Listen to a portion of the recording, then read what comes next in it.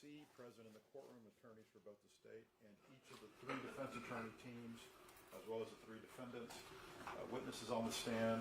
The jury is not yet in the courtroom. Counsel, you wanted a 7:05 hearing, is that Yeah, right? based off some of the things that she testified to on Friday, Judge, I think it's appropriate. It seemed like she was going to offer opinion testimony. I wanted to explore that. Okay, you may proceed. Good morning, Detective Platt.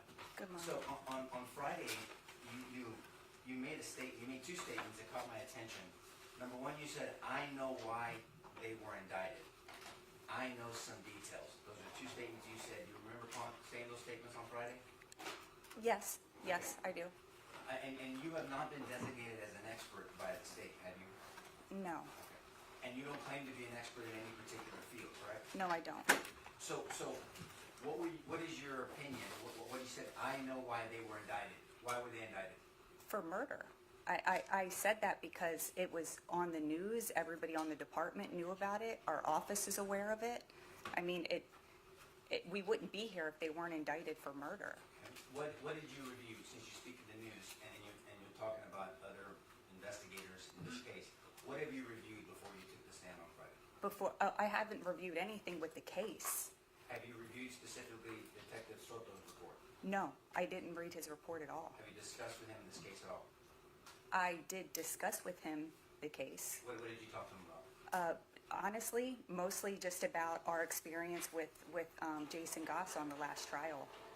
That really is what I spoke about. Was I told him, be calm, because we experienced him on the last trial, and I experience him every day. well, that's really what we spoke about. I wasn't speaking about details.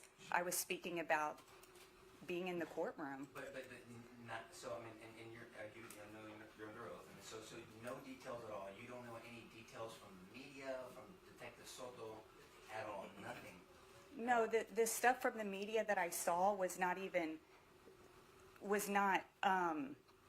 audio. It was being in the gym and seeing it come across the screen, something like that. I mean, I didn't watch or read full news articles on this. May I be more specific with you?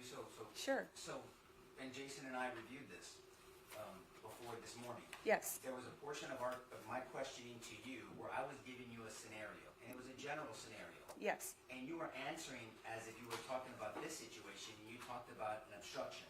And I said, that wasn't my scenario. Okay, so you're not talking about this case. So you alluded to knowing that there was, quote unquote, an obstruction or potential obstruction in this case. How did you come to that? There is a statement, and he described the exterior. He described the porch. He described the window with no screen on it, with the glass door next to it. Okay, and that's the extent of it. I mean, yeah. Okay, that's what. Thank you, Judge. Any further from anybody else?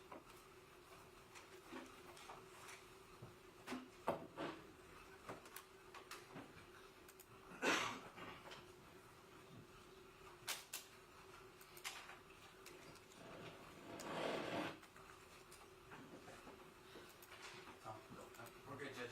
All right. You ready for the jury, or? Yes, sir.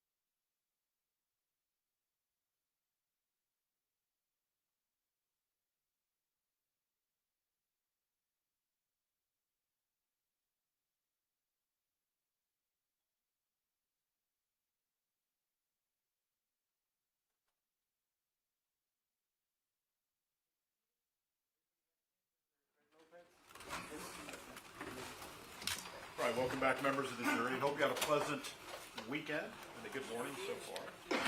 We plan to go through pretty much the rest of the day.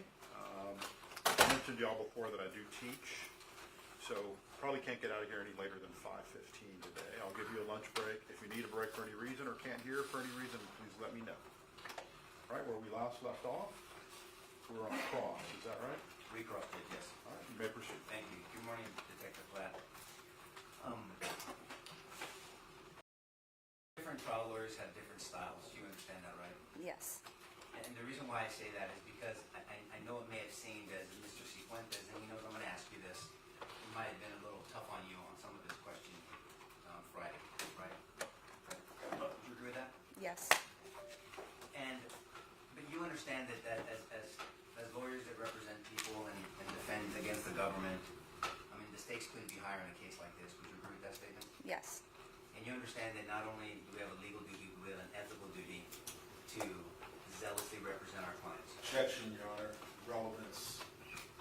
This is my trial strategy, Judge, and I know he wants to try to control it, but I think I have a little leeway. I'm asking for a little leeway. Since he's actually arguing, go ahead and cross-examine instead of asking questions. All right, let's get the question. Thank you, Judge. And one of the things that is reality is that these folks over here are trying to send these guys behind us to prison. You know that. Yes. Okay. And so, last week, on Friday, the judge ruled that Mr. Cifuentes could ask you about a very challenging time in your life. Remember that?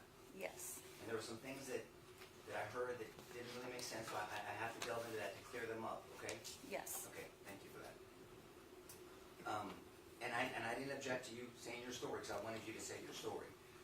But everything that you told the jury about that situation when you were suspended, SAPD brass and administration, to include the chief, heard all that through your lawyer. Would you agree with that? They got your version.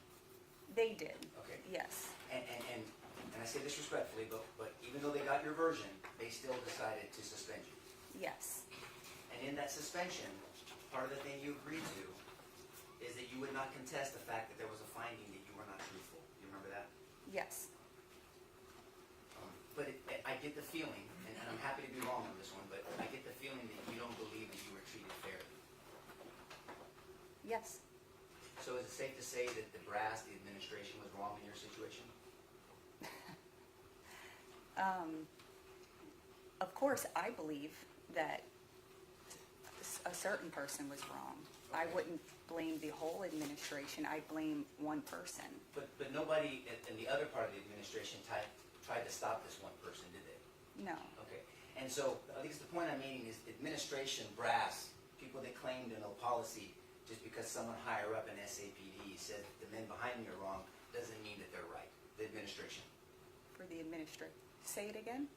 Just because the administration blames these men for doing something wrong on the night in question in this incident, doesn't mean that the administration and SAPD is correct. Objection invades the province of the jury, Your Honor. I don't know if that's a proper objection for this question, Judge. I'm asking her opinion on the administration. Would you please finish? I'll overrule. Thank you, Judge. So it doesn't mean that the SAPD administration is correct about these men either, right? I mean, I don't know how to answer that. I don't. Okay, let me make it clear to you. The administration, in your opinion, or at least one person was wrong about your circumstance where you were suspended for being untruthful. Remember? Right. Yes. All I'm asking, is it possible that they could be wrong about these men also? It is possible. That's all I was asking. Thank you. Now I want to direct your attention. Well, thank you, Jason. I mean, and in your situation, the reason why you feel that way is because they didn't look at your Coban situation and all the videos in your incident, correct? Well, and if you don't mind, that I just add that. And answer my question first, and I'll give you some leeway Okay. if you don't mind. Yes, because they didn't review my Coban. Okay. And so is it important, I guess, and I'm going to get to this in a second, it's important for people, administration, prosecutors, detectives, like Detective Soto, review all the videos in relation to the incident with these individuals, these men behind me as well, correct? Some people, not all people. Should administration and detectives review all the videos for the incident with these men that we're here for? Should they have reviewed all the videos? I'd say no, not all detectives, because I still don't believe as an assisting detective that I was required to review all videos. And that's So fine. I just want to make sure that's clear. When you say detectives, are you? Let me clear it up for you, because I Yeah. think that's a valid point. The lead detective, because I'm gonna talk about walking warrants in a second, I need you to educate this jury for me, okay? Okay. Should the lead detective in any murder trial review all evidence before they make Yes. significant decisions? Yes, Okay. So now let's talk about officer-involved shootings, okay? yes. We use terms, and I think we all guilty of it, and we don't, doesn't necessarily mean that they understand the terms we use every day. Will you please explain to the jury what walking a warrant means? Walking a warrant is when the detective writes the warrant and then you take it to the judge and get the warrant signed by the judge. That's just walking a warrant. It's that simple. But why do you walk a warrant versus let it go to the grand jury and let a grand jury indict it? The nature of the crime, if it's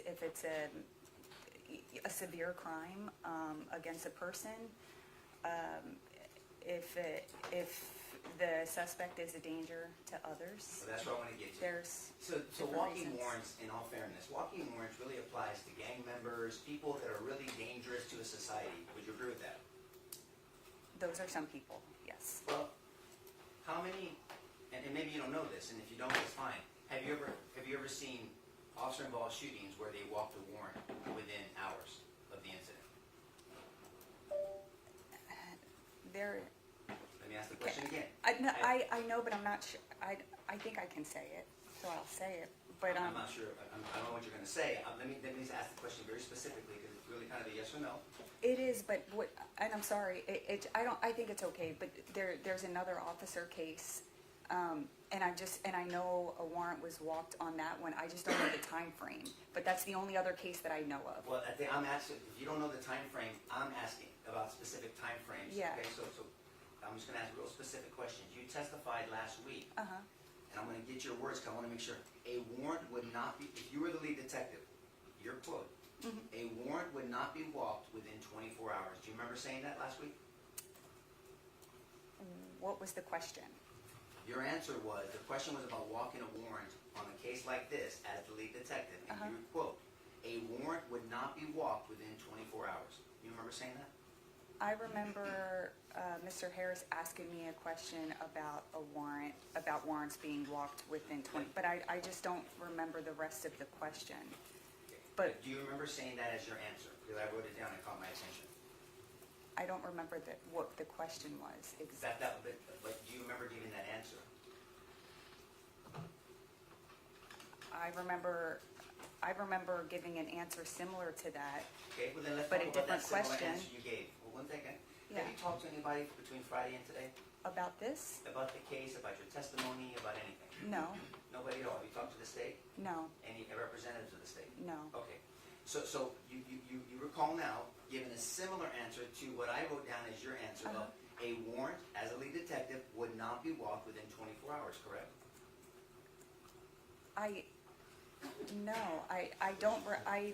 Like I said, I remember answering it's similar to that. Okay. But for the question when he asked me about if something along the lines of have I ever, how many cases did I think that I have walked a warrant within 24 hours? That's all I'm asking is just to specify the question.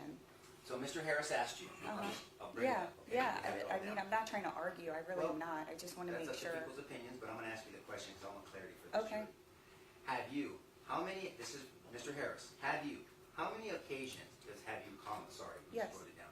Have you, comma, how many occasions have you determined probable cause and walked a warrant within 24 hours? In my cases, it would have been an on-site arrest. Yes. Or the warrant, let me finish please. Or the warrant was not walked within 24 hours. Now do you remember the exchange? Yeah, I do. I remember that Okay, exact so scenario. that was my original question. In my cases, you as the lead detective, it would have been an on-site arrest or the warrant was not walked within 24 hours. In the cases I've worked, yes. That's what I asked I'm sorry. That's okay. I just wasn't understanding Okay, the full I'll try to be question. more clear. But now, do you remember saying that? Yes, Okay, so in your cases, you have not walked a warrant within 24 hours. You remember saying that? right, yes. Okay. So let's talk about your experience as lead detective. As a lead detective, before you walk a warrant, is it important to review all the evidence before you go before a magistrate judge, have that magistrate judge sign an arrest warrant for individuals, and then those individuals be charged with something as serious as murder? Yes, And so, you mentioned that would be considering the totality of the circumstances, right? right, That's a term of art that we use in the legal system and you in law enforcement, right? yes, And you testified last week that the totality of the circumstances to you means reviewing all evidence and facts in the case before taking action. yes, You remember saying that? Yes, I do. Okay. So, if there were six, I'll just say this, since you don't know about this case, but if there were 6 officers,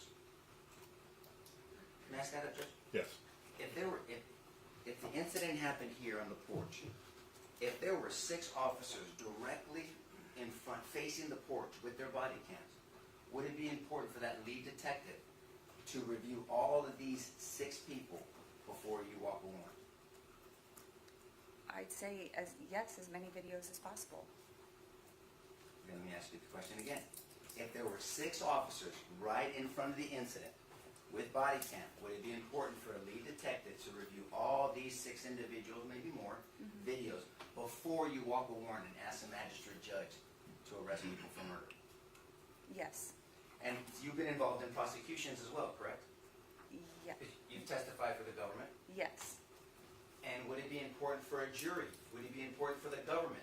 Can I stand up again, Judge? Yes. To bring all of these officers standing right in front of the incident so a jury like this could see their videos and hear their testimony. Would that be important? well, that's not up to me. I didn't say it was up to you. And listen to my question, please. Would it be important for the government to bring these 6 officers that stood right in front of the incident with their body cams so a jury can hear from them and see their body cams and they can make a consideration? Would that be important for them? Yes, More importantly, would you expect the government to do that? I would assume so. I would assume it as well. Okay, so if there's an officer Ramos, if there was an officer Vince Gomez, if there was an officer Travis Thompson, if there was an officer Dylan Young, if there was an officer Ricardo Neri, and if there was an officer Maria Salinas, as those 6 to 7 officers, we should hear from them. A jury should hear from them before they make an important decision. Would you agree with that statement? Yes, Pass the witness. Thank you for tolerating me.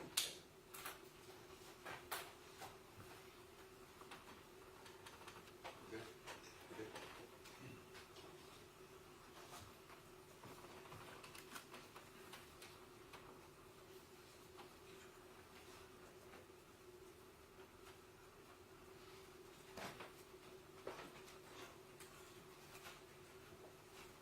I think we're done. I think we're done, Joe. All right, state.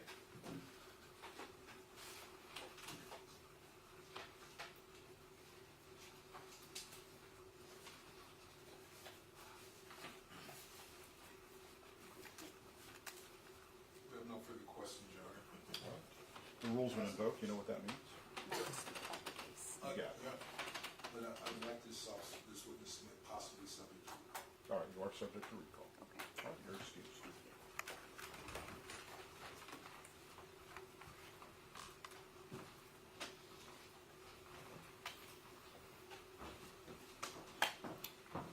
All right, state, you can call your next witness. State Paul here in Boston.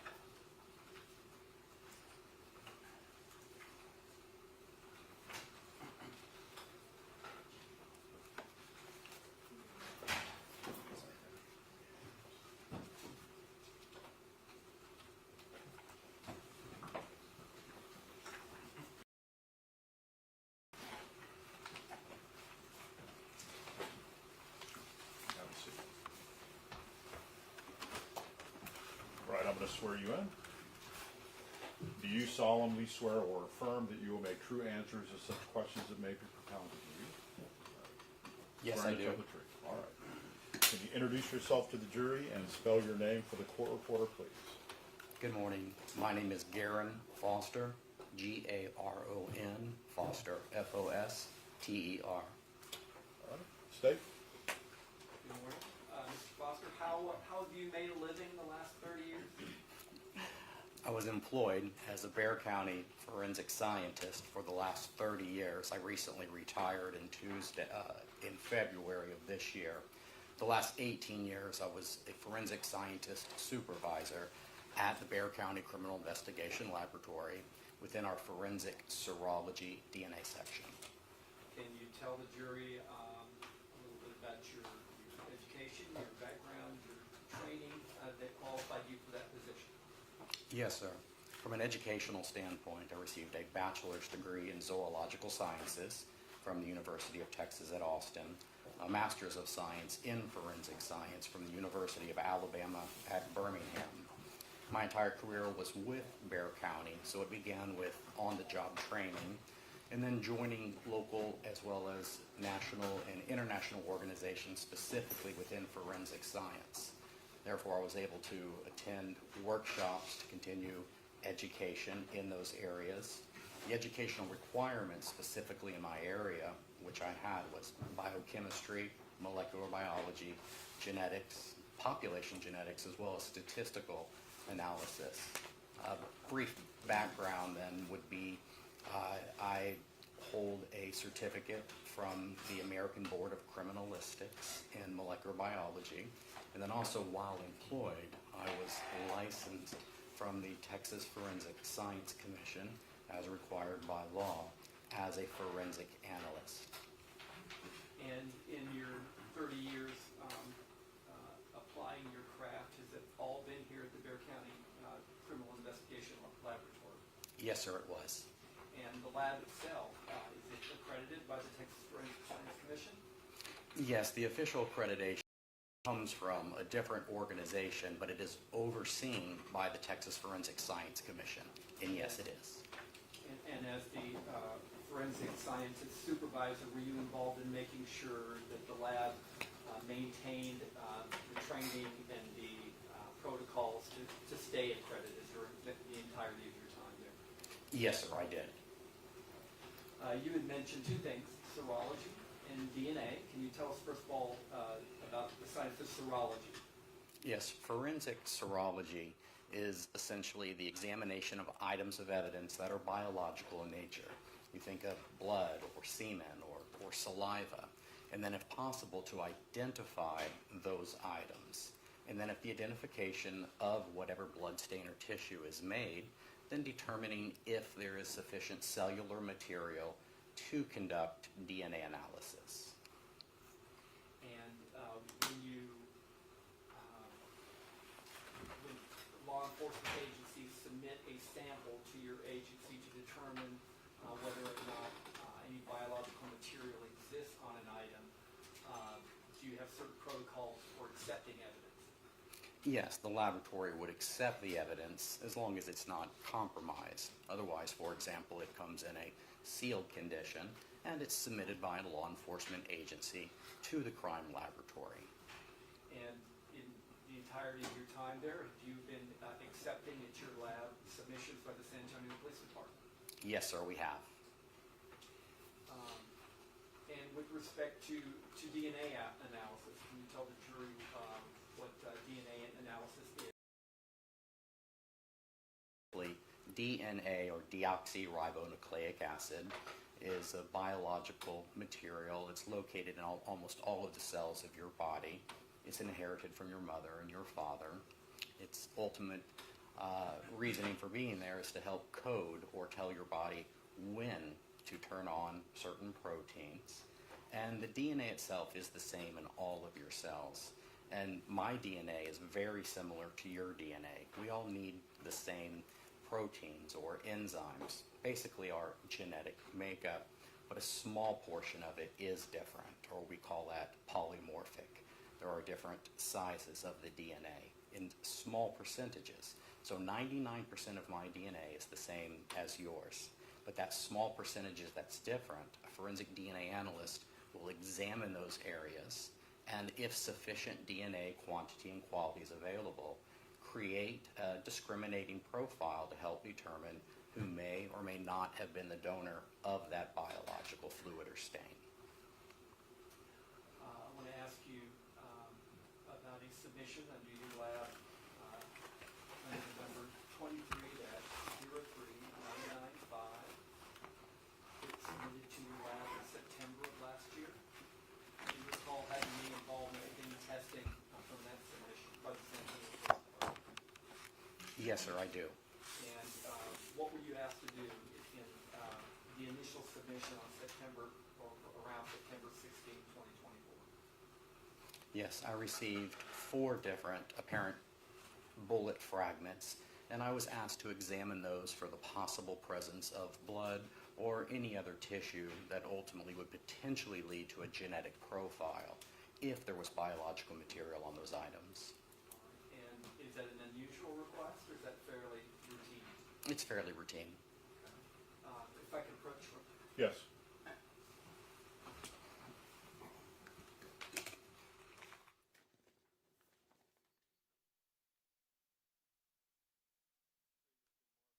State's Exhibit 157.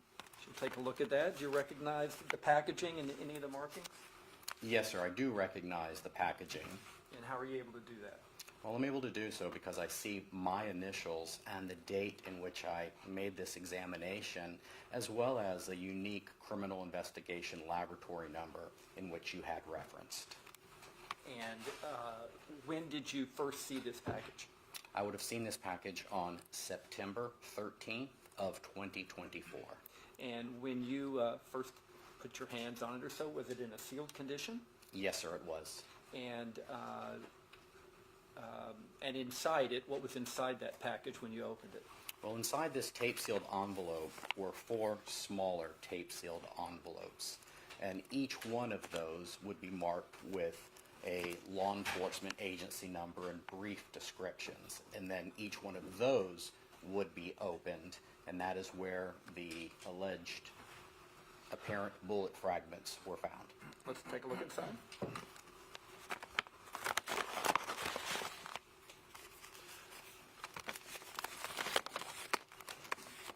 And emptied the contents of State's Exhibit 157. Does it indeed contain the 4 envelopes that you described? Yes, it does. And looking at those 4 envelopes, do you again recognize those by the markings and the packaging? Yes, I do. And are these all the 4 bullet fragments that you examined upon the request of the San Antonio Police Department for the presence of any biological material on any of these bullet fragments? Yes, that was done. Okay. And tell us how you began to approach this issue. With identification of any item is first basically a visual examination. Notes are taken as to the packaging materials and then whatever's on the inside of that packaging. So for example, in this case, there was small deformed bullet fragments, and visually I would look at that for, in this case, the presence of blood. You can think of a reddish, brownish type color. And then certain chemicals could be added to this, and it's a chemical color test that looks for the presence of blood. And then visually you're also looking for non-blood tissue. I mean, for example, if there was tissue on something that had muscular or fatty tissue. All of us have probably seen that, whether it's maybe a chicken or a steak or something maybe small that you've eaten, or even a scab on your body. These are just various tissues that you can visualize and see. So the chemical testing would have been performed, and a visual test would have been performed. And then the last test basically is just the collection of that biological material. So for example, a sterile swab, like a Q-tip swab, would be taken, sterile water would be placed on that, and then the bullet fragment would be actually swabbed itself. So we'd remove any potential biological material onto the actual swab tip. Okay. And you did that here on all 4 of those samples? Yes, sir, that is correct. Do you have a person in your lab that you're familiar with named Holly Warden? Yes, I do. And how was she employed at the lab? Holly at the time, I believe, was our forensic scientist supervisor in our firearms section. She was a longtime forensic scientist, and right around this time, if I recall, she was becoming a supervisor in our firearms section. And do you recall making arrangements with her with regard to this testing to do your testing before she did her testing? Yes, that is correct. Okay, and why would that be? Well, traditionally, if we're going to be examining an item that maybe another section in the crime laboratory is going to be handling, it's just better practice for us to remove any of that, for example, biological material from, in this case, a bullet fragment before another scientist handles that bullet fragment and begins doing their types of analysis. Basically, we don't want any of an additional person's DNA to be introduced onto this fragment, and we don't want to lose any smaller potential biological material while another scientist is handling that item. Okay. Now, with respect to the 4 bullet fragments that you tested that are contained in 157 A, B, C, and D there, did you find any biological material on any of those bullet fragments? No, I did not. So visually, I was unable to identify what appeared to be blood or any other bodily tissue or stain. And then a chemical test, just looking for the presence of blood, was performed, and that was also negative on all 4 items. Okay. So when you get that kind of finding that you can't find blood or biological material on it, does that mean that DNA could not be present on those items? No, it is possible for DNA to be present in, for example, saliva, but I may not be able to visualize saliva. So it is possible for DNA to be present in something other than a visual blood stain. So when you did your serological testing on these 4 items and you swabbed each one of them, right? Yes, sir, that is correct. You retained those swabs for later DNA testing? That is correct. Okay, and you repackaged these bullets, fragments, in each envelope, put them back in the larger envelope. That is correct. And then did you seal it? Yes, the envelope itself would be sealed. The individual smaller envelopes, as well as the larger envelope, would be tape sealed with my initials and the date in which I did the sealing. Okay, and then would the item be routed back to the San Antonio Police Department for them to preserve and protect thereafter? In most cases, yes. In this case, it would have been transferred to our firearms section, Yes. so that Ms. Warden could do her analysis of it. Thank you. Let's put these back together.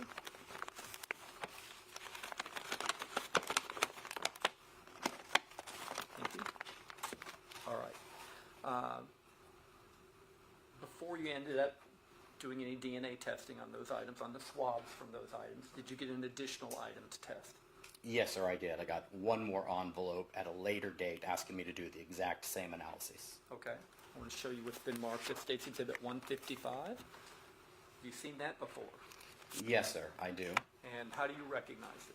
I recognize it again with our individual criminal investigation laboratory number.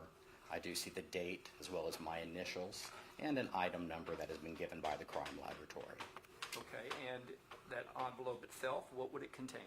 Inside here also would contain a smaller envelope, and inside that envelope would have been whatever item I was examining. In this case, another bullet fragment. All right, let's take a look at in there.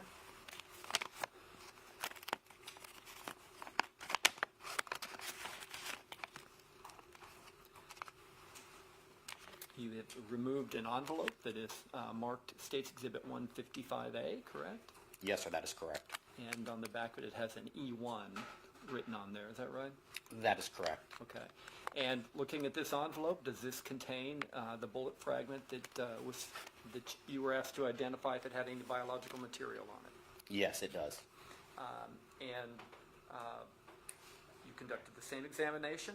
Did you find any biological material on that item? No, so otherwise chemically it was negative. Visually I didn't see anything, but should there be any material that cannot be seen visually or tested chemically, a swab was taken as well to collect any potential biological material. But in essence, we would say all serological testing was negative. If a bullet fired by a firearm passed through a human body, would you expect there to be any biological material left on the bullet?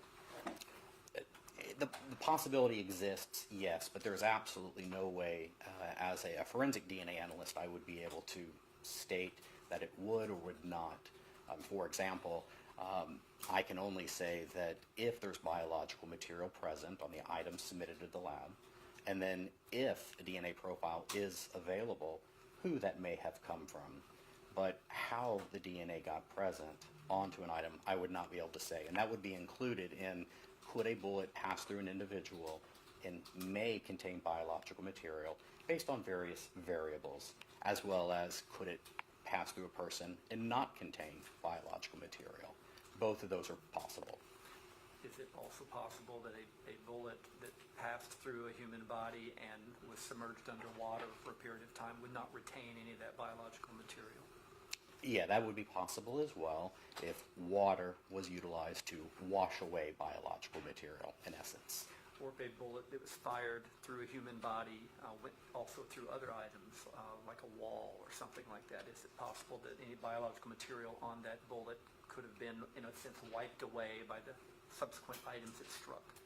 Again, the answer would be it is possible. Again, without being able to determine how DNA is present on something, but know that DNA can be introduced as well as removed from an item through, as you mentioned, water or mechanical removal. As to the bullet, again, if it passed through an individual, I'll be unable to say that. So the answer to the question would be it's possible. Okay. You had mentioned that you had examined these things visually. You put some chemicals on it to determine the serology, if there was any human or biological material on these items. You did not find any. You swabbed each of these items, the 5 items that we've shown the jury here today, right? Yes, sir, that is correct. So in a matter of time then, and you can tell us when, did you go back to the swabs on all these items that you looked at and examined to determine whether there was any DNA that could be detected on any of these swabs? Yes, that's exactly what I did. I went and collected the swabbings that were made at or around the time in which I examined these a few weeks prior, and then attempted a DNA profile on each one of the swabs while these alleged bullets had already been submitted to the firearm section. Okay, and how did you go about doing that with the swabs? Well, DNA analysis itself involves 4 steps. The first is to extract any DNA that's present. The second would be to quantitate the DNA. So, for example, each one of these swab tips would have been subjected to various chemicals that are going to open up the cells that we have the DNA in. You can almost think of it as an egg that's being cracked open. And then we have a technique that quantitates DNA. How much DNA is present? Is it human DNA, and what is the quality of DNA? So that's the second step in DNA analysis. And if DNA is present, or it's believed to potentially be present, then the remaining steps are done. Third step is what we call polymerase chain reaction, or it's the amplification of DNA at various genes. These are the areas that may be different from person to person. And when I say polymerase chain reaction, it's almost like a photocopy machine for genetics. It amplifies over and over because DNA is very limited. And then the last step is DNA typing, which is the actual creation of the genetic profile just based on the various lengths of DNA that are polymorphic. The differences between you and me. And what were your results with respect to each of these 5 bullet fragments that you tested?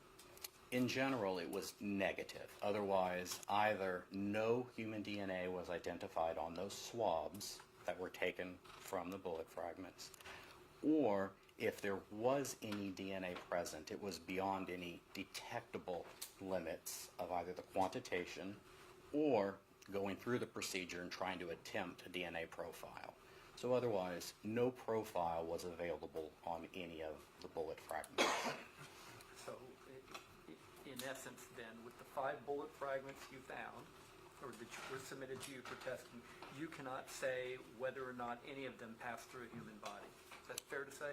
It is fair to say, regardless of the DNA results, I would not be able to say if a bullet fragment had passed through somebody or not, but it's also fair to say that there was no human DNA that was identified on these items. Thank you, Mr. Foster. I'll pass the witness. Have a seat, Dave. Yes. Mr. Foster. Hi. Hello, Mr. Goss. How are you doing? I'm doing well. Retired. Yes, no, I know. I was going to tell you, congrats on a well-earned retirement. You and I, we know each other. It seems like the most memorable cases I've ever had, you were a part of them somehow, and I've always appreciated that. I appreciate your testimony today. I'll just say I think you were fantastic at what you did, and I'm glad that you're able to retire and put that up. I did have just a few questions. Not really much. I think that you could say that that some of your testimony is that really there's nothing that you have that you can offer that really tells us one way or another what happened as far as the bullets are concerned. Do you agree with that? I would agree with that. Yeah, and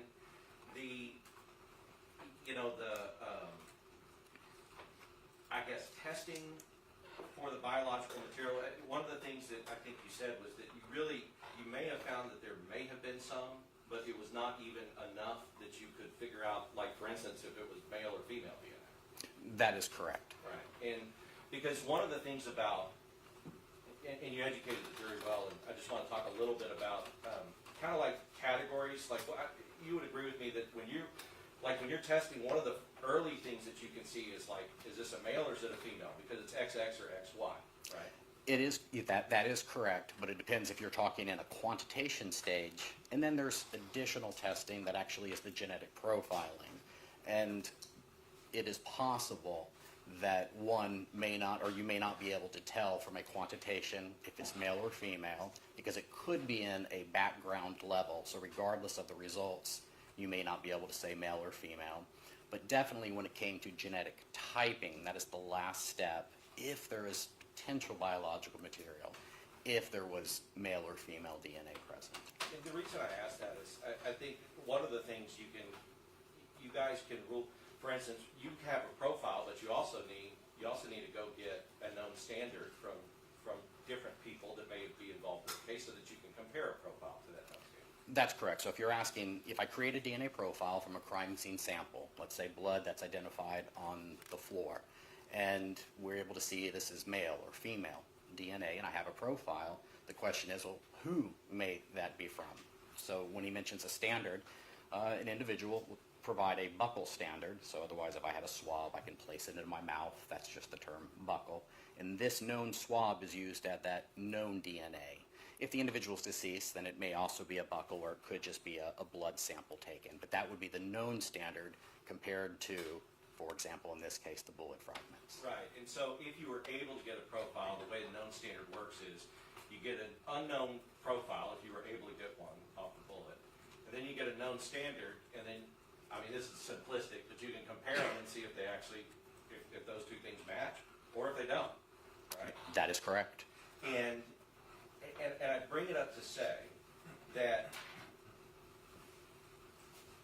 in your 30 years, you would agree, and even in my 15, but in your 30, you would agree that that DNA, being able to extract and being able to get a profile, to get DNA out of a substance or out of material has come a long way. That is correct in two ways. One, we've become extremely sensitive in what we were able to detect based on the procedures themselves. And the second thing is we've become extremely discriminating. So if there is DNA present, discriminating, who may or may not be the donor of that. Right, and I remember, I know that we had a case that had been run in like '07, and the profile was it was really hard to, and we don't have to go into the details, but it was really hard to see. And then when you reran it about 10 years later, or 15 years, or 12 years later, for a case, you were able to get just basically a lock solid profile, and you could see exactly who that DNA belonged to. Or another way of stating that is that today we need less DNA than we did in 2007, and then today we're looking at more genetic markers than we were in 2007. Right. So yes, a more discriminating, thorough, or a full profile would be available today.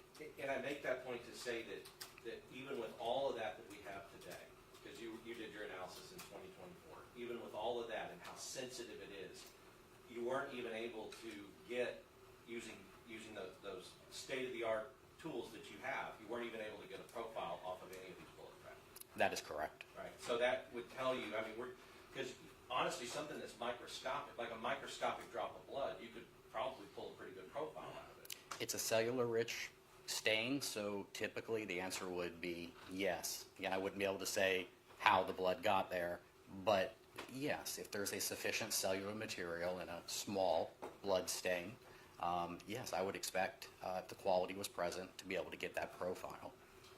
And yeah, and just going back to it, so ultimately in this, I think what you said with Mr. Lennon is that there's no way on the bullets that you analyzed, using your discipline and using your expertise, there's no way that you could say whether or not those bullets passed through a body, right?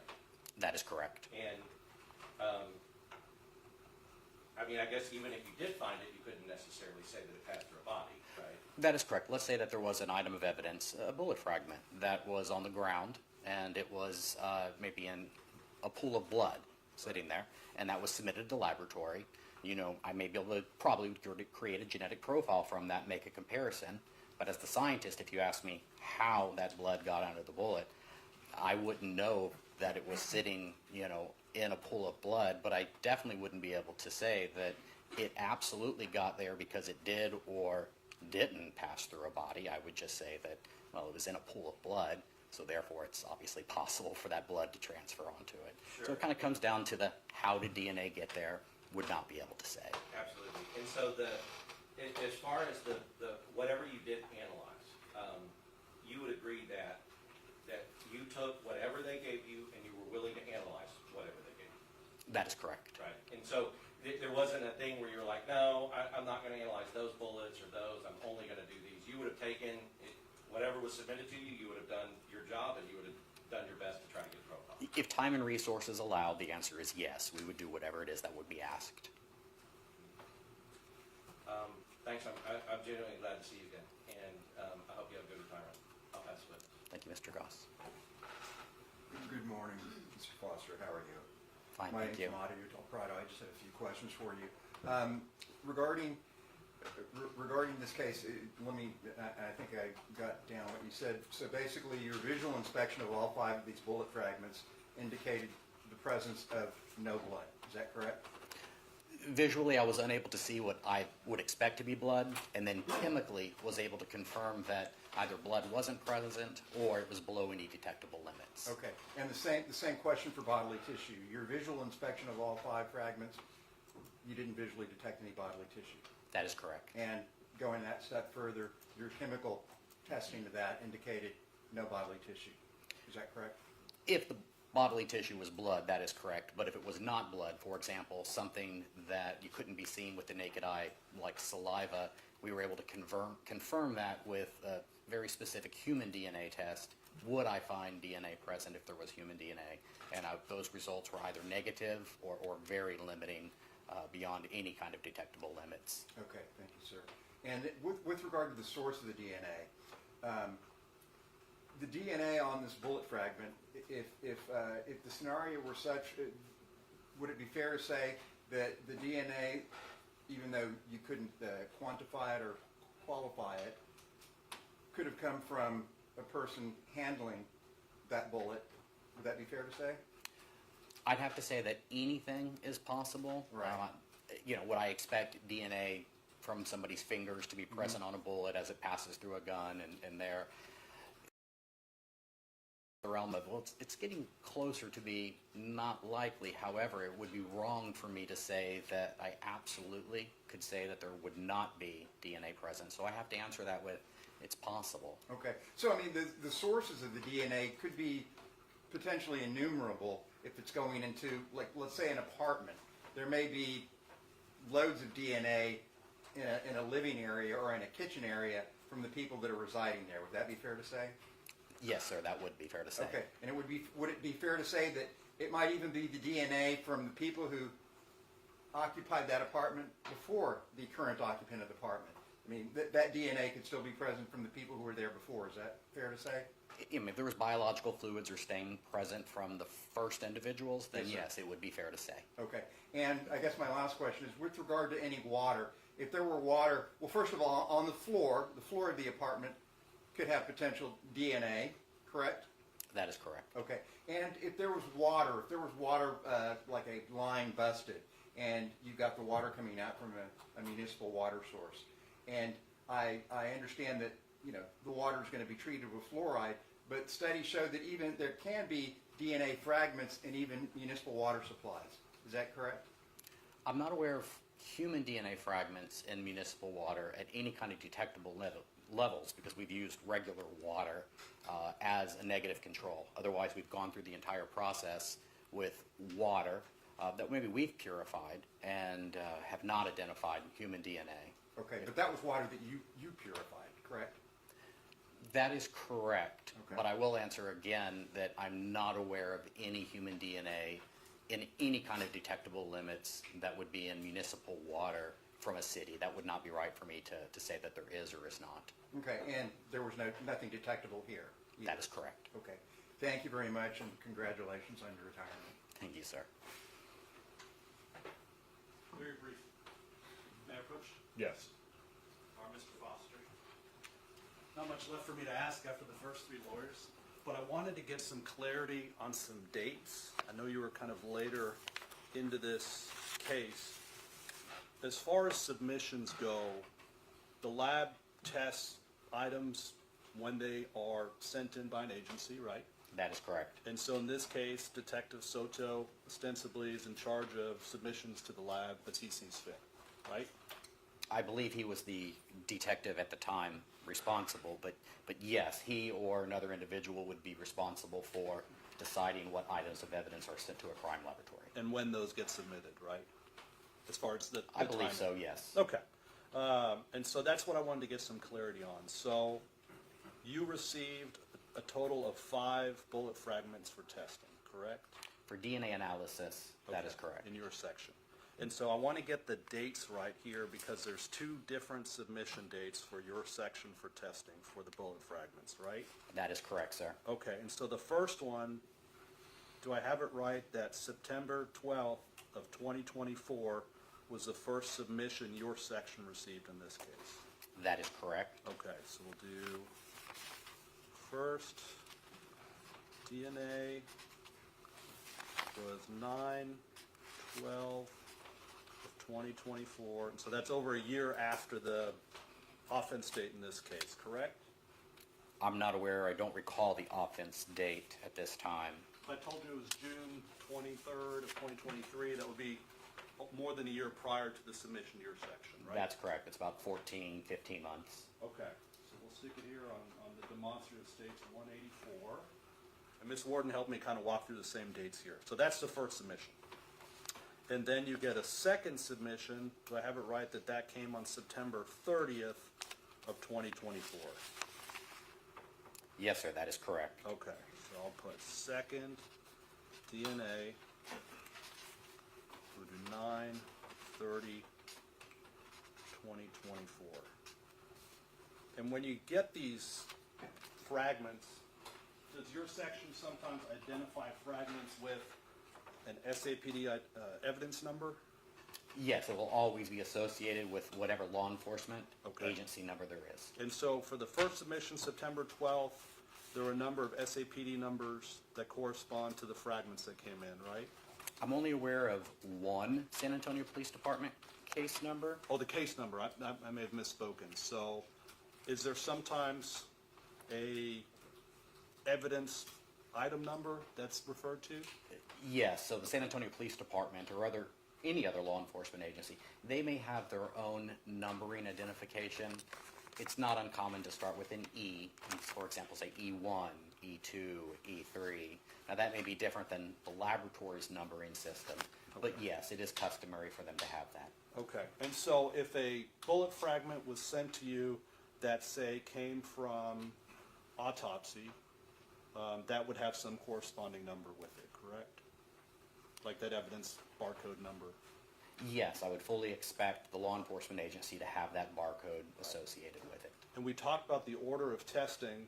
If a year prior, Firearms and Tool Marks had done testing on a bullet fragment, that would necessarily compromise the potential availability of DNA evidence, wouldn't it? It would be possible, yes. Okay, and because, and you may know this, in firearms, they handle the fragments, right? They may even clean them off. Exactly. They do handle it, and if they're looking for the individual markings on the bullet, the striation marks, the possibility exists that may need to clean them so they can visualize them. Okay, so if we had a submission in September of 2023 of a projectile, and that testing was done a year later, you would expect that that could influence what DNA you may or may not find.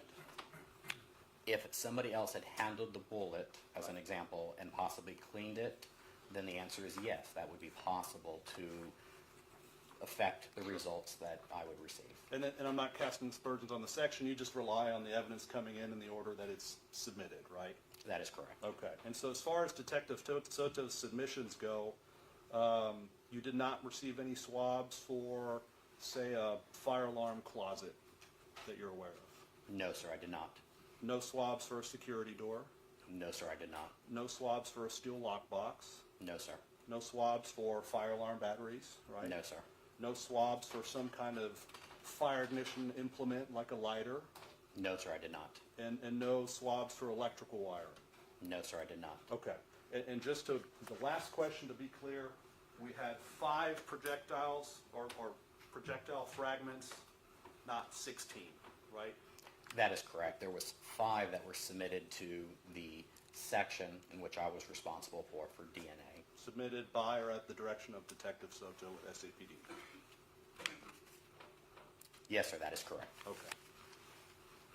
That's all I have. Thank you, sir. Thank you, sir. All right, the roll's been invoked. If you don't mind grabbing the evidence and put it up on the ledge in the court reporter. Yes, Your Honor. I think you relate to. Yes.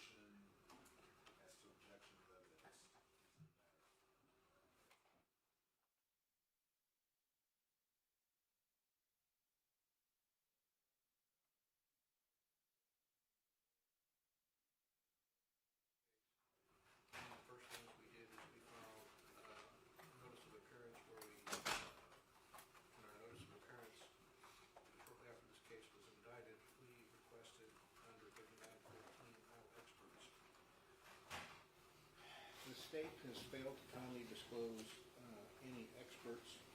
I don't know that the witnesses A through E would be considered experts, but they didn't file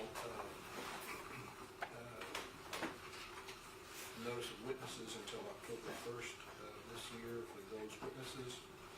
And as we've articulated, none of these witnesses have been designated as experts, and therefore, under Rule of Evidence 602, their testimony would not be based upon personal knowledge, and if they're not based upon personal knowledge and they're not an expert, it wouldn't be relevant. So the evidence should be excluded under 602 in the failure to meet the 3914 requirements of proper notice. Expert testimony is irrelevant. It's inadmissible. And we cite a case there. Also, additionally, we are objecting to any evidence as to alleged policy violations. I think we made it patently clear in our motion, in our pleadings, that any punitive violations would be irrelevant because of the lack of causation. Under Texas Penal Code Section 604, it's essentially you have to show that a cause is sufficient in itself to cause the result. There's no way that they can show any policy violation caused Melissa Perez to engage in an illegal deadly assault with the hammer. And therefore, the need for self-defense was not caused by a policy violation. And although we haven't cited it, what's clear, and the Supreme Court has rejected the Ninth Circuit officer-created danger, and that's been reaffirmed in Barnes v. Felix, which was cited in Judge Bimperod's order. Policy violations should not be allowed, and the court has previously ruled that policy violations should not be issues before this court. Additionally, one of the alleged policy violations is based upon our review of discovery provided by the state. There was a course given by Sandoval in 2022 that they're relying upon. It was not even a certified TCOL course at the time. It did not become certified until June 2025, so at the time it wasn't a certified course. Moreover, one of the captains that addressed this issue said there's no policy on barricaded subjects who are engaged in criminal activity and who are not alone. So even Sandoval's course, which was given in 2022, gave instructions about an alleged tactical retreat when there's no requirement in the law to engage in a tactical retreat. And the course that he gave in 2022 only required or suggested a tactical retreat when the person was non-criminal and alone and not a danger. None of those predicate facts exist in this fact situation. And so, since the predicate facts don't exist, since the course was not even written policy, it's an instruction, and it wasn't certified, Sandoval's course should be irrelevant. And again, the punitive failure to engage in a tactical retreat did not cause Melissa Perez to attack the officers. And it didn't give Melissa Perez the right to resist arrest or use deadly force against the defendants. Additionally,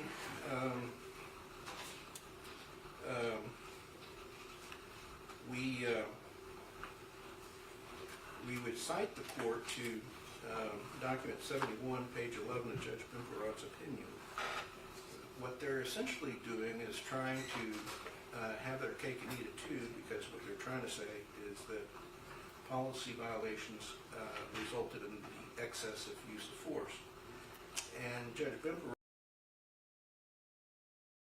the plaintiffs in that case, Manel's claims were disposed of because there was no underlying constitutional violation. And and essentially a Monell claim is that a lack of policy or a failure to train or adherence to policies is what caused the result. And what Judge Gimperod said is that in prior summary judgments before document 71, the federal court dispensed with that. So what we're going to be doing, if you permit that inquiry, is to have a trial within a trial of something that's already been disposed of, and there's a lack of causation, there's lack of relevance, and it would cause confusion in the jurors. And we believe that it's not relevant, number one, but when you weigh the prejudicial value and the probative value under 403, it clearly does not require admission into evidence. And also, the barricade exigency is something they're attempting to do. And I told you previously that Captain Angel Costello, I didn't use his name, he wrote in an official SAPD document that was provided in discovery, there is currently no written policy on the specific disengagement of criminal barricaded subjects beyond the 5 Cs, which is what Thomas Nesbitt has elicited from witnesses so clearly and distinctly and unrefuted. And so to inquire into barricaded subjects and exigency, even though the training does not require a tactical withdrawal, would be misleading. Now, in essence, this case is an attempt by the state to circumvent the court's ruling that's been made in trial and that was made in the motion to eliminate that the Castle Doctrine does not apply. The state has objected to any reference to grand jury, but we can provide the court copies of what has been provided to us in grand jury by the state. And what is clear is that any attempt to get into the Castle Doctrine is a repeat of how the state misled the grand jury that the Castle Doctrine applied and gave Ms. Pettis the right to resist the officer's attempts to arrest her. And we cite in our pleading here that to permit this inquiry would essentially enable the state to violate Texas Rule of Professional Conduct 3.03. And there are cases that say that the rules of professional conduct set forth the minimum standard below which no attorney may fall. And so to permit the state to misrepresent the law, which they've already done before the grand jury, to represent the law in front of a jury would be improper, and this court cannot sanction or enable that. I don't know if Mr. Goss has any further information to add, or if Mr. Nesbitt does, but we would urge that these witnesses, Nathan Sandoval, Melissa Campos, Nathan Herblert, Mark Bolter, and Captain Stephen Torres, be stricken from the witness list and they not be allowed to testify in the areas that we've outlined. Yeah, we would agree with Mr. President.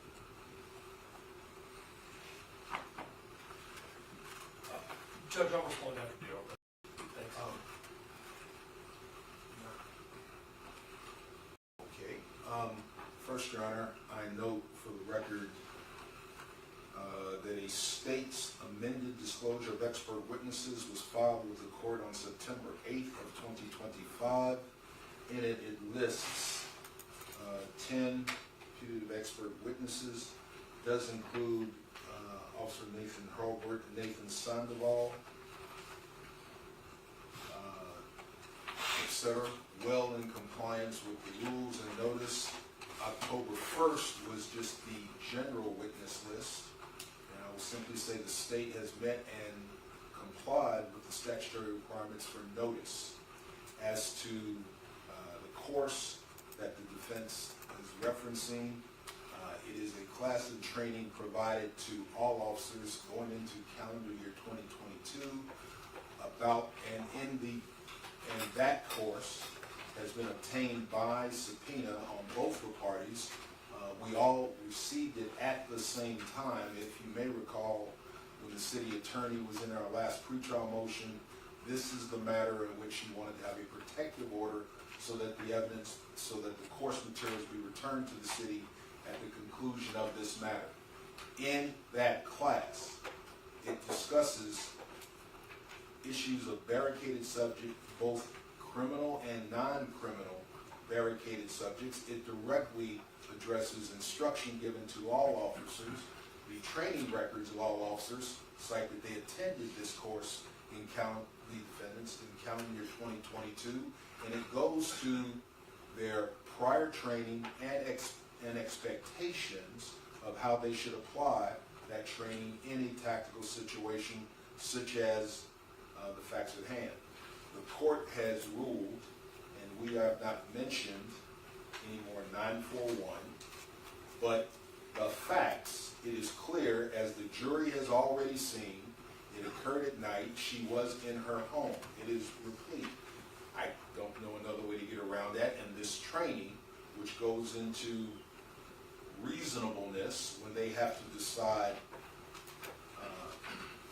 it adds context for the jury to receive that evidence. The second, Judge, the counsel continues to make reference that the state in its grand jury presentation misquoted the law. I can make the court aware. One, it was what went in and was provided, as well as transcripts from witnesses that came forward. They all have that. I'm looking at the presentation.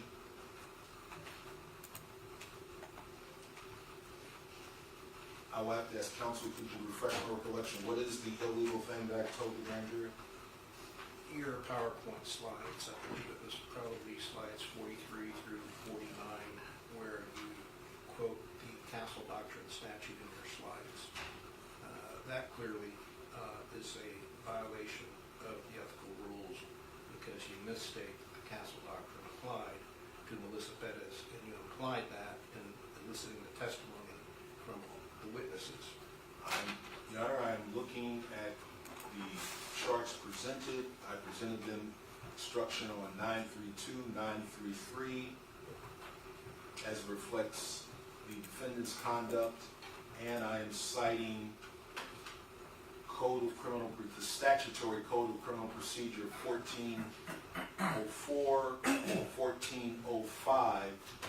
I make no reference to the Castle Doctrine, which is a subset of 942, which has been discussed ad infinitum. I believe counsel would not accuse him of intentionally misleading the court. I believe he is simply mistaken in his assertion.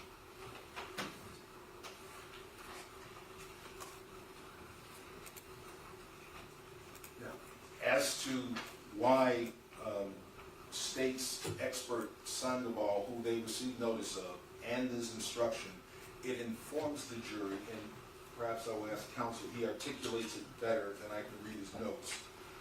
Mr. Moonen. Governor, the importance of Nathan Sandoval's testimony about the training that he had trained each of these officers in about the tactics involved in these goes to inform the jury as to the reasonableness of their beliefs. You know, we have to prove that the defendant's perception of the threat was reasonable, right, on deadly force, and that goes to their subjectively, whether they believed it personally, and it goes to the objectively, whether the community standard and ordinary prudent person would have also felt the same way, right? I mean, that's what a reasonable belief is. It's both, the objective and the subjective.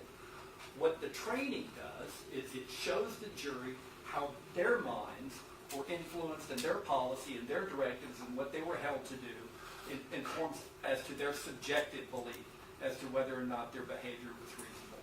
And so there's nothing more other than calling the defendants as witnesses themselves, which we cannot do, to talk about people that told him this is what the policies are, this is what the scenarios are, this is how you should respond to that. So it is very relevant for the jury to inform them about what their what their belief is, whether it's subjectively reasonable or not. Again, they're missing the point that what they're trying to do is espouse a theory of officer-created danger. And what the Supreme Court has done is they've rejected officer-created danger, and essentially, by rejecting officer-created danger, what the Supreme Court is saying that 6.04 of the Texas Penal Code is applicable to whether or not the officers caused the illegal conduct by an accused. And so since 6.04 says that the cause has to be sufficient to create the result. And so when the Supreme Court has said officer-created danger is not a theory that the state can rely upon, there's no causation. We know that Melissa Perez attacked the officers with a hammer. We know that it's a deadly weapon. We know it's imminent because of the testimony. And so what the state is attempting to do is to say the defendants caused Melissa to engage in the illegal conduct. So 604 says that's not relevant, and the policy is not a statute. There's nowhere in Chapter 9 does any provision say that if an officer violates policy, that policy means that they acted unreasonably and they lose their right of self-defense. In fact, if what the state really is saying is policy controls, what we know is that under 501.07 of the SAPD General Manual that talks about use of deadly force, and I believe we used the metaphor that a steamroller beats rock, paper, scissors. And what they said, and what even Deanna Plante said, was that when your life is in danger, you use any means possible to save your life and the life of fellow officers. And that's what 501.07 says, to use any means possible. So, any means possible is, as we said, the steamroller that beats rock, paper, scissors, and rock, paper, scissors, or any other policies that may exist. So when your life is in danger, it doesn't matter that you violated policy, you are entitled to defend yourself or to save the life of another officer. It's not probative, it's not relevant, it's confusing, and it's a backdoor way to mislead the jury. And counsel may say that they used provisions from the statute, but the slide in question, and we can provide it to the court, the slide in question cited the counsel doctrine and the right to use force to defend property. And we can provide it to the court if need be. Thank you, Judge. I want to address Mr. Lugan's counter-argument on the issue of an expert, I use air quotes, offering an opinion, okay? So, Judge, we would put before the court that an officer like Huber, an officer like Sandoval, has no personal knowledge, was not at the scene during the incident, and is therefore only coming in to offer an opinion, okay? Which the court needs to understand that puts them in a different category of types of witnesses. This is not a witness with any personal knowledge, not like the officers you heard initially at the scene. This is a witness that's coming in to opine on an opinion. And the reason they were brought in to opine was during the Garrity statement process to offer opinions about administrative violations to SAPD during that investigation. That's why these individuals were brought in. That's why this training of sorts was called into question. And so we would say initially that purpose, that administrative finding, that Garrity issue, which has come up repeatedly in this court, is improper and impermissible to put before the jury. That is not the charged conduct in the indictment. That is not the standard in the indictment. We agree with Ben, we agree with Jason that that confuses and misleads the issues to an administrative standard. Next, Judge, moving to, well, does it fall under Mr. Lunen's argument of what's a reasonable ordinary officer in the industry, what's that standard? And to that I would say, the course was not TCOL certified. Ergo, it is not applicable and not given to the reasonable standard of officers across the state of Texas. It was an in-house training. I have the exact folks who did take it, most of them didn't, to include Chief McManus.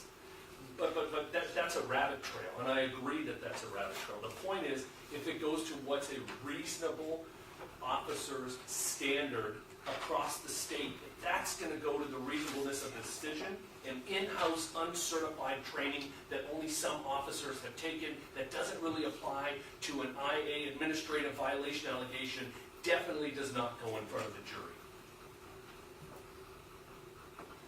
So Judge, we would ask that under that theory, Sandoval, Hubert, and whoever else falls into that category, and I think it's pretty well laid out there in Ben's motion, those opinions with no personal knowledge they're coming in to opine on are inadmissible under 402 and 403 and are not proper to go in front of the jury. That's the argument we'd like to lay before the court.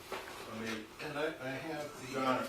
I have the slide if the court wants it. Okay. Your Honor. Number one, I would go back and restate, beyond the claim of policy, what was presented in the grand jury was Texas Code of Criminal Procedure 1404 and 1405 verbatim. And just for where 1404 giving an officer the right to arrest when a felony is committed, that statute has been interpreted under 5 of these states, 639, second 463, and it just lays out requirements. The person gives information to the peace officer as to be credible, the offense must be a felony, the offender must be about to escape, and there is no time to get a warrant. Those are the requirements established in case law by Fry. We also presented directly Article 1405 of the Code of Criminal Procedure, rights of an officer. In each case enumerated where arrest may be lawfully made without warrant, the officer or person making the arrest is justified in adopting all measures which he might adopt in cases of arrest under warrant, except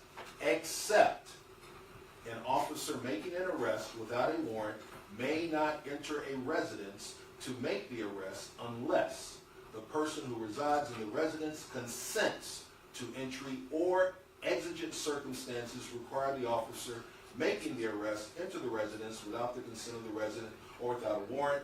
I go back to 1405. That is the statutory law which this jury will have to apply from all of the facts. As to the notice of the experts and that class, they are giving their knowledge of what is trained to these officers. It may not have been everyone else they mentioned, but the training officers said these defendants had that information at the Rosemont Apartments, June 23rd, 2023. It informs how they should handle it reasonably, and it also informs the jury as to what they knew as they assessed the information when they have to make the decision as to if their use of deadly force was reasonable. Also, since, again, the defense has continually cited 931 and 932 of the penal code as the basis that they're relying on, it is the state's position, under the facts which this jury has seen, that this has been an extended approach, that everything officers did caused a reaction, in effect, in lay terms, who are not officers. I'm citing 9314. The use of force against another is not justified if the actor provokes the other's use or attempted use of unlawful force. The facts that have gone before this jury is that the deceased, Perez, entered her home at 0049. Officers intended to cajole, harass, etc., and then called it off. They retreated, got additional information.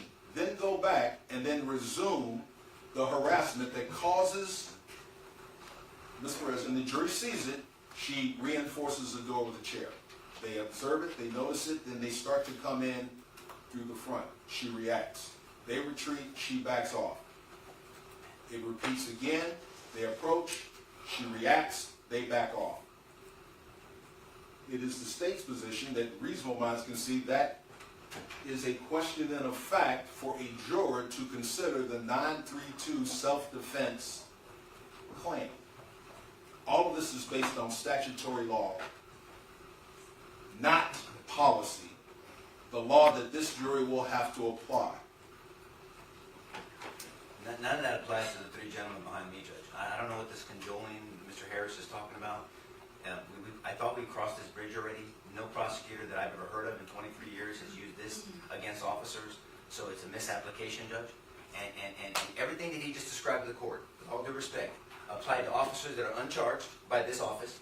Charge them. Charge them with whatever you want to charge them with, but not these guys. These guys didn't do anything that this gentleman just said to this court, Judge. So it's irrelevant. There's not an nexus to that. First of all, it's a misapplication of that law. I think everyone watching, everyone experts behind me, this honorable court, and all of us as prosecutors knows that that is a misapplication of the law, even if it applied to them, but it doesn't. Because what he described does not describe these gentlemen, their actions, Judge. So I don't know where he's going with this, Judge. Mr. Cifuentes was gracious enough to let me chime in because my ears were bothering me and my stomach was growling. So I'll let Mr. Cifuentes finish the argument, Judge, but none of what he said applies to the individuals behind me. So, Your Honor? wait a minute. The argument that the state is advancing is disingenuous. Nowhere in the grand jury did they comply with Article 20A.258, which is how a suspect should be interrogated. They called some witnesses that refused to testify unless they were granted immunity, and they did not give the statutory warnings. If they knew that somehow or another the officers they called for grand jury engaged in illegal conduct, and by some stretch of the imaginations, their conduct was sufficient under 6.04 to cause Ms. Perez to engage in illegal conduct to resist arrest, then the state should have given those witnesses who testified in the grand jury their statutory warnings under Article 20A.258B. They did not, and C, and they were required to give those warnings in writing. They did not give them verbally in the transcript. They didn't include an exhibit that they gave them the warning in writing. So their conduct before grand jury is inconsistent with what they're arguing now.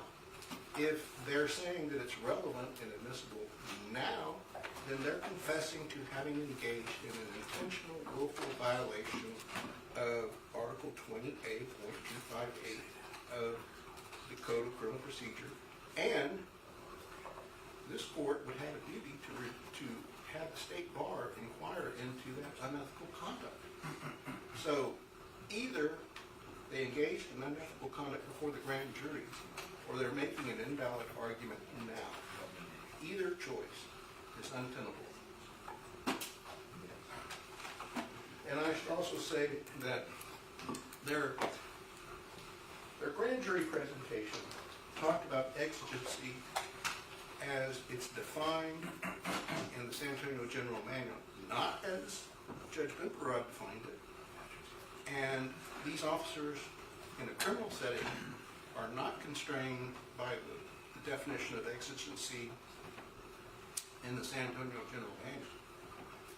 Their criminal liability should be judged by how a court interprets exigency, and they're opening the door to the introduction of Judge Bimperod's order and findings that there was exigency based upon my client saying, oh, and I'm not going to say the word, oh, whatever, we have to go in now when he learned of the existence of the underwood. Judge, if I may, and hopefully put to bed, we went over again 1404 of the Code of Criminal Procedure and 1405. The policy cited in section 502 is verbatim, word for word, the statutory law. There is no distinction between the two. Council definitely starts between its policy on one hand and then apply law on the other. They are verbatim, as is the preceding 14045, which is what has been continually stated that these officers could rely on. As to everything that has been stated has gone before this jury. This court will have to give an instruction that advises them on how to deal with the evidence that they've seen. I believe the phrase that we like to use here is the totality of the circumstances. That is before this jury. You can possibly narrow it out, but they've already seen it. And our state law gives guidance on how to apply it. But as to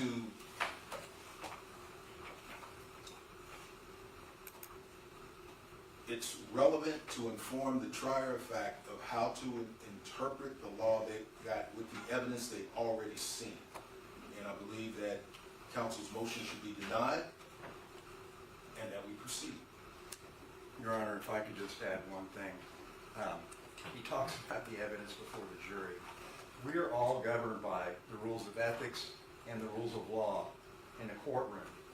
The fact that you were able to get before this jury evidence in your mind that the court, after hearing it, has already consistently ruled you cannot talk about an illegal arrest, and then the court went further and said you cannot talk about 9.41 or 9.42 because of your bizarre notion that all of these police officers committed a burglary of a habitation, including your first witness, I guess, Officer Rojas, who directed Salinas to go in through the window. And you did not read any rights to any of these officers before you lured them in and then dropped on them that, oh, by the way, you're guilty of burglary of a habitation. No one has ever heard such a bizarre prosecutorial theory in the history of this state. So what I would just remind the court is the court has already ruled they cannot get into the fact that this is supposedly an illegal arrest. They cannot get into that she was supposedly protecting her property and therefore allowed to use force, which 9.31 also says you can't even do that when it's arguably, this was a legal arrest, but even if you want to say it was an illegal arrest, she can't use force. And certainly under 9.42, she's not entitled to use deadly force. So once again, they're trying to, and finally, they're not going to get a charge from the court, I would respectfully put forth, about the San Antonio Police Manual. They're not going to get a charge from the court about some officer's non-criminal barricade presentation. They're not going to get a charge on that. So under the rules under 4, it's clearly irrelevant, and they want to try to convict these men based on what is not even the law, what is not even going to go before the jury, and the court has already ruled what they're prevented from trying to put forth from the jury. Yes, the jury did hear your bizarre assertions about this case, unfortunately, but that's not the law that they're going to be charged with. I would, for the record, object to the personalization of counsel's comments. Yeah, I'll just instruct counsel to face the court when they make arguments. And, Yes, sir. I apologize. Yes. and I will speak to, my shoulders are broad, I can tell you. I will speak to again, as counsel seems to have a neck problem. We are citing the black letter law of the Texas Code of Criminal Procedure, sections 1404 and 1405. We are not citing to policy manual dictates, but I note for the record the exhibited as in evidence, they are verbatim. Offered, thank you, sir, offered by defense, and it is verbatim. The defense to date is said that they are relying on section 931 and 932 of the Code of Criminal Procedure. 931, subsection B4, brings up the factual reality of provoking the danger. The evidence, which is before the jury already, calls it into question. We are simply arguing it and presenting it in line with our theory. As to any aspersions that I tricked officers who showed up and testified to their personal knowledge, we have, everyone knew what I asked. They came in willingly. And so I would flat out object to counsel's citation to 20A. Again, I see no reason. This motion should be denied on its face. I yield to Mr. Boone. Your Honor, in the proposed charge that you gave us days ago, okay, it contains in there, appropriately so, section 1405. It talks about giving this jury the opportunity to decide whether or not this arrest was illegal or illegal, based on the fact that it was a warrantless entrance into a residence. That's in the charge. And it's fair for us to use things that in the charge that you've given us, to be able to use that in front of the jury to suggest that the facts suggest that the entry into this habitation was illegal. So where does that go from there? We understand and we respect the court's decision that we cannot rely on 941 and 942. We're not going there. But we can go and argue that the officer's conduct was unreasonable in the fact that it was illegal. Okay? If the jury finds that their entry into that apartment was illegal, based on 1405, which you have in the charge, that you've given us in the charge, we should certainly be able to argue that the fact that they went in, and if they believe that the entry was illegal, that goes to the reasonableness of their actions that night that resulted in the shooting and death of Melissa Perez. And if that entry turned out to be, and it's an entry by these guys, okay? If their attempted entry and their entry by these three guys ended up provoking Melissa Perez into coming at them with a hammer in her hand, the jury should be able to consider whether or not they provoked that difficulty by engaging in illegal conduct, which is left for the jury to decide about whether that exigency exists. You have in the proposed charge to us 1405, and you have in the proposed charge to us the definition of exigency. That's for the jury to decide. Judge, I know you've listened to everybody. Yeah, I've given both sides an opportunity to make their arguments. You have, and I would just like to point out, because I think it's dangerous to talk about provoking the difficulty. As the court knows, provoking the difficulty is very, very specific. They would have to have some evidence in the record that they provoked the difficulty in order to have an excuse to shoot her. And that, I think, is a bridge too far. As far as 1405 goes, again, all I want to reiterate to the court is I believe that is a pure question of law that the court should decide. It should not be a question that goes to the jury because the jury doesn't have the ability to look at the case law and everything else like the court does to determine exigency and those things. At some point, we are still presenting evidence. I just wanted to make the court aware that we are going to ask the court, after the court's heard all the evidence, to actually make a legal determination on whether or not there was an exigency. And so I wanted to add that. All right, so a couple of things. First of all, the proposed charge that the court provided you on, that was really before the evidence had begun. That's definitely going to change, so I just instruct both sides to disregard that particular charge. I do want to caution both sides to stay confined to the law that is applicable in this particular case, to the facts in this particular case, and not go outside of that, because I could open up some doors that either of y'all would not be happy with. As it relates to this particular defense motion, I'm going to conduct a 403, and I have been conducting a 403 throughout the course of these arguments. The court will grant the defense objections related to any experts that will be offered to testify on officer policy. Anything else before we take lunch? Done for today. Your Honor, what about training? Are you, by your ruling, saying what these officers were trained about the appropriate way to handle a situation like this cannot be testified about? Currently, I'm going to sustain the defense objections. Okay. As to training and policy? Yes. Guys, let's take a lunch, 12:30.